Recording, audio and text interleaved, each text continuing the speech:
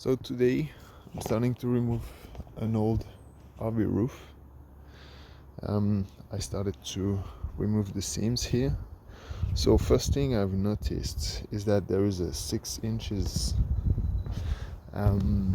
Etnabond tape, and you know what? If you put that on your RV and one day you want to redo the ceilings, the seals, well, it's a pain. It's really a pain, especially this thing will stay on the frame on the side. I have to cut it. It's a pain to remove it. So just imagine in an hour I just did this part, and then I have to do all the rest. So first thing, don't buy Etnabond tape unless like you really want no leaks. For sure it's good, I've noticed it's good, but like if one day you have to redo the seals, it's really a pain. So I'm changing the roof, and I'm gonna actually raise the roof and install beams on the frame, and you're gonna see that in the next short video. So I strip out the rubber roof, and you can see all the marks where there is condensation coming up and gets stuck into the plywood. All here, and don't tell me it's a leak. It's all condensation that gets stuck under the plywood, between the plywood and the rubber roof, and it's all wet. Hello all. To give you a bit more details on the story of this RV roof. So in 2022, I was during the summer. I was on a provincial park living, and then I discovered that I had a leak on one of the septic vent. You know, the pipe that goes through the roof. The water went through there and went a bit in the roof, so I had to open the side and let it dry. And I thought it was fixed, and then during the last winter, which started like I started to see condensation beginning of December. So there was like condensation dripping in the RV like half months of the December. So I decided to open from inside all the vents and see what's going on. So I removed the speakers, and I discovered it was like full of water. If I find a photo, I would put it there, and it was full of water.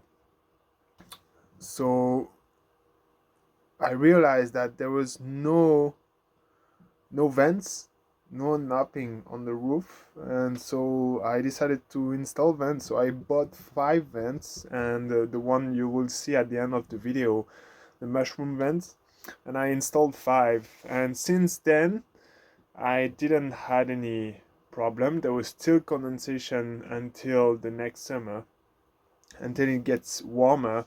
And when I decided to open the RV roof, which was like July, something like this, there was no more condensation. But between the plywood and the rubber roof, the condensation stayed there because there is no air, no nothing. So the wood start to rot, and it becomes like either you can go through it if you walk on it, or it just become like moldy and then goes away. So this is when I realized, it was December 2022, I realized that there was a condensation problem.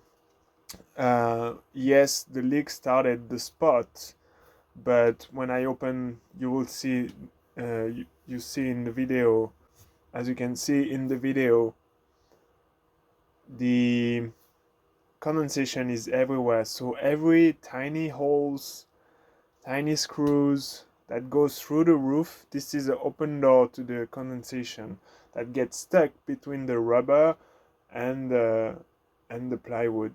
So even if there is no air, it starts to go there, and then there is water, so the glue doesn't work anymore. So it opens up, the air comes in, the condensation, and more and more and more. So that's where you see all those patches of wood that got water or condensation. So within all this time, I did a lot of research on internet forums and stuff, and there was a tiny bit of information about condensation. Everything Google showed me was just videos about changing RV roof leaks and stuff, and I am realizing that a lot of people talking about leaks and leaks again, leaks, and for the bit I found about condensation, it goes along with all the leaks that people talks about. So I'm wondering if all those people, not all, of course there is leaks, but a lot of people, they think they have leaks, but they actually dealing with condensation, and because they don't have attic vents or mushroom vents, all that stuff. So I'm trying to raise a bit of awareness about condensation, especially in North America and especially in BC or people that live in Alberta. But you have to install mushroom vents on top of your RV, and you would see in the video I decided also to change all the insulation, but there was mold that was stuck on the insulation, and the insulation was like, I don't know, I would compress it, it was very small amount, and you'll see I've put 3.5 thick rock wool condensation insulation.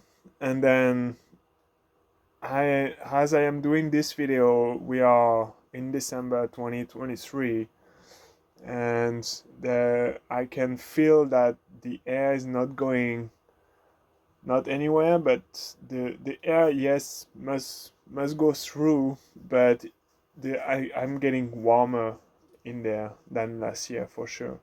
And this is a big difference to the fact that creating an attic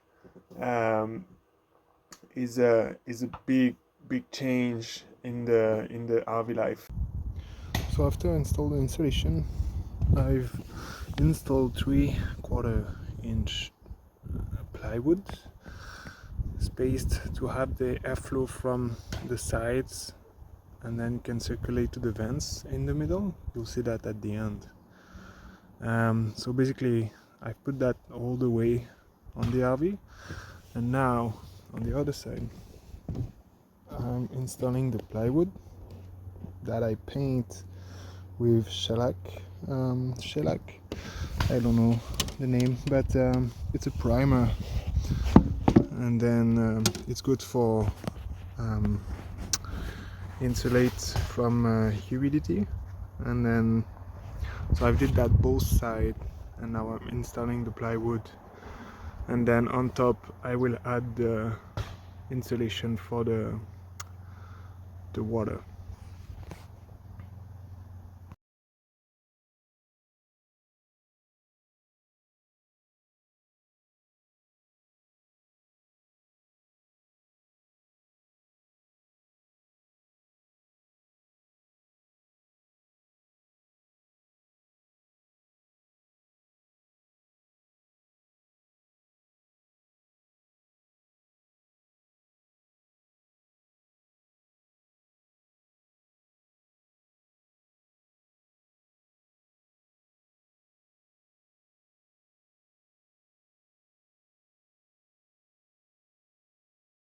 Hello all, so I finished the roof not a long time ago. I didn't have time to take a video, so basically you can see what is the finish now. It's all aluminum panel, 18 gauge for the roof. So yeah, so I recap from the beginning. I removed the PVC roof which was taking water from humidity from inside, not from outside. I removed this. I removed all the insulation that was shitty insulation, not thick at all. So I replaced with a 3.5 inch rock insulation, rock wool insulation, and I've put some 3/4 strips plywood to raise the roof to create an attic. Basically, as you can see on the sides, the roof is bent, and this is all the air that goes in there. And then on the top of the 3/4 inch plywood, I've put a 1/4 inch plywood for the roof base. And so this way I created the space, and as you can see, I put a tiny square 1/2 inch aluminum angle, and then you can see a very tiny space where the air can comes in and actually comes out those vents. So I'm living full-time RV in BC. It's not cold where we get -20 here sometimes, but the humidity is high, starting from November till the end of March, sometimes end of May. So yeah, humidity gets stuck in there. So when I've put those vents, I could feel the air coming from the sides and then going up like this, and I'm hoping we can do that this winter. So with the humidity that gets stuck in the roof and the heat that we are creating inside, the air that is getting stuck in the roof can actually come out of those vents, and this way we don't get any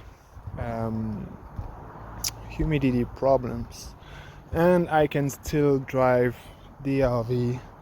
I made it waterproof, very easy to do, but basically, as you can see at the front, it is bent. I can still have the space, but underneath I've put a U-shaped angle, aluminum angle, so the water can go in there, and it's all sealed, and basically the water can go on the sides, and if I'm driving, there's no way the water will go in there, and I'm not planning to drive it anyway. I'm here for long term. I will drive it very rarely, hopefully, and yeah, this is it. So I've reinstalled many of the appliances. I didn't reinstall back the ACs. I think it's useless, and it was getting very stinky, and we don't use it anyway. So I removed both ACs.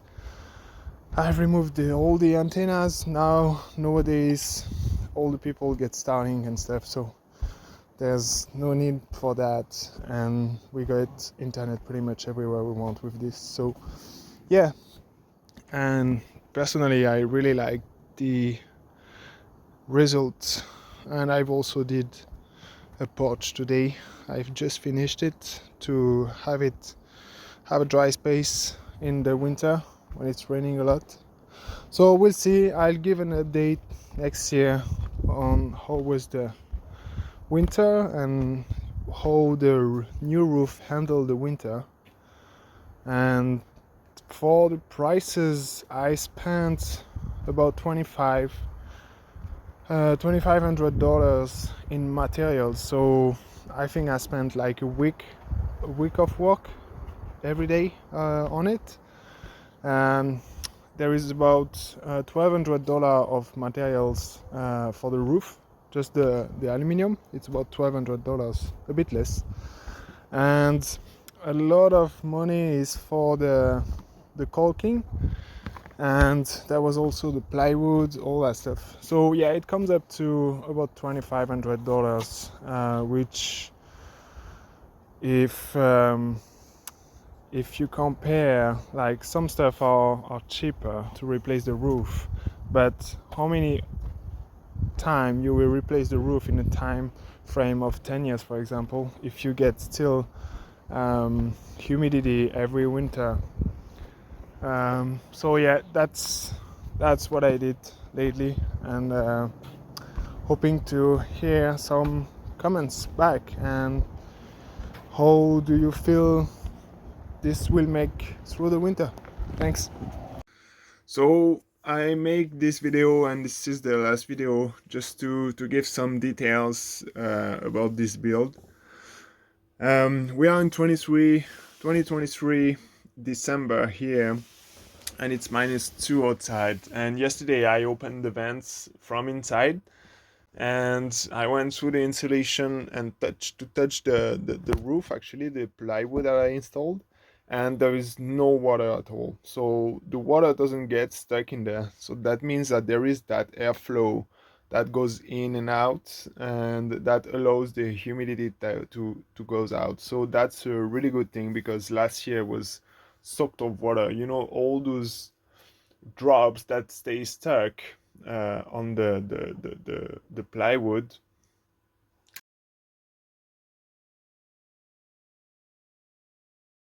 And so, to give a detail, the old plywood that was on the roof, there was a layer of adhesive which made a big difference, because it was retaining water in the attic. So at the moment I installed the vents, the mushroom vents, the airflow with the heat created started to go outside. So that removed little by little all that humidity, and since then I haven't had any drops inside the RV.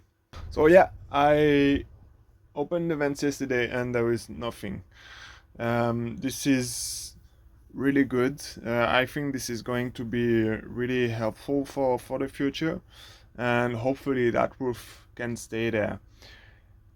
For the people that are skeptic about, like, why don't you don't have ACs, anything, I think you can buy ACs today that are really small, and you can put it somewhere else in a compartment during the summer, during the winter when you don't use it. These are really small units. Also, I had to rewire the hot furnace for the winter, so we don't really use it because we have a wood stove inside, but I had to rewire that because everything was connected with the ACs. And also, buying a dehumidifier, we have a small one, it's helpful, but it won't make a huge difference if you have a condensation problem, because the humidity you're creating when you are sleeping, for example, in the bedroom, it's really bad, like it's a lot. So you really need to install attic vents, and that will make a first huge difference, especially if you have problem in the winter and you cannot do anything else and you are scared that it will cost a lot of money. Just do that, that will help a bit.